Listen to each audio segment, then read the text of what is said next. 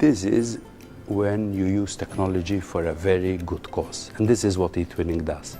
I've been following this for quite a number of years, and the nice comments and positive experiences that people from different countries and from different villages, even within the same country, and how they work with each other and how they discuss and share each other, is a wonderful way of how you use technology for a very good cause. And this is why when we talk about technology, we must not be fatalistic or deterministic, as if, oh, terrible, where is technology taking us? Technology can be used so positively, like in eTwinning.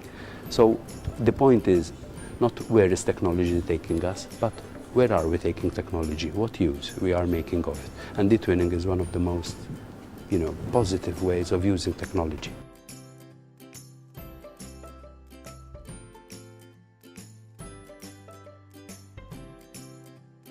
Yeah, definitely, because even for the kids, it's such a good experience. It's a good experience for us adults to share without necessarily traveling, because then what is happening very nicely with eTwinning, at least from the experiences that I know, is that usually then the technological experience being online together often translates itself physically.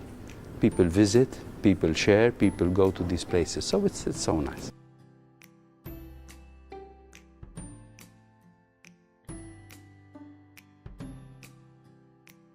In my contributions and speeches at Council of Ministers meetings and even European fora, I keep on stressing, listen, if you talk about the need for growth, if you want our continent to regenerate its economy and create jobs and have a better way of life, what are you willing to pay for in education? Because if we talk about austerity and the need to balance our budgets and not to have deficits, yes, there are financial deficits and it's important to spend responsibly, but you cannot not spend on developing the potential of persons.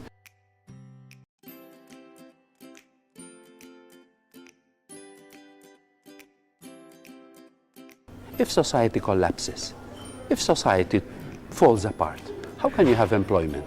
So talking about skills and talking about employability as if it's only the skills, the technical skills that you need for a job, for a specific job, and in today's world it doesn't make sense.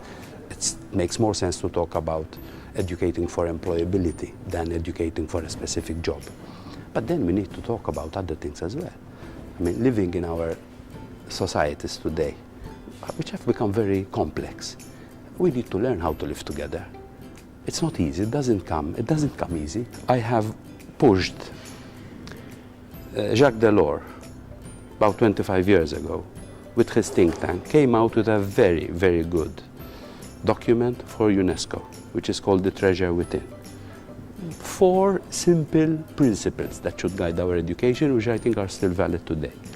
Learning to know, learning to do, learning to be, developing ourselves as persons, and learning to live together. And that is why, however difficult it is, yes, we need to talk about developing our people for employability, but also the humanities, living together, civilization, building a society where we can understand each other.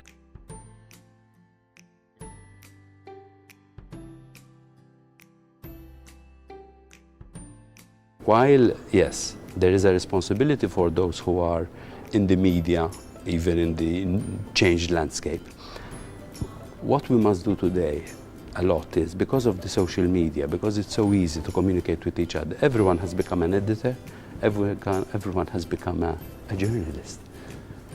Sharing your thoughts, sharing your rumors, sharing your prejudices, sharing your nice words that you have to say. So we must, I think, put on more into educating people in the responsible use of the social media.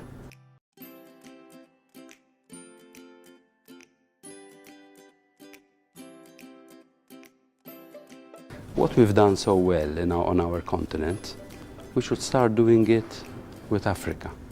We should start doing with other continents, but mainly with Africa, because if we are concerned today with the biggest challenges that we have because of migration, imagine what's going to happen in 20 years, 30 years time, 40 years time, when you have a declining birth rate in Europe.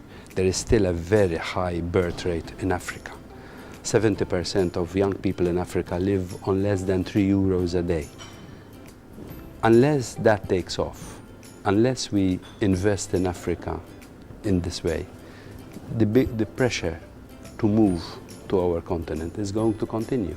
And we know that if we manage to help them build a life there, that is where they want to stay. People want to smell the air where they were born, to look at the trees and the landscape where they were born.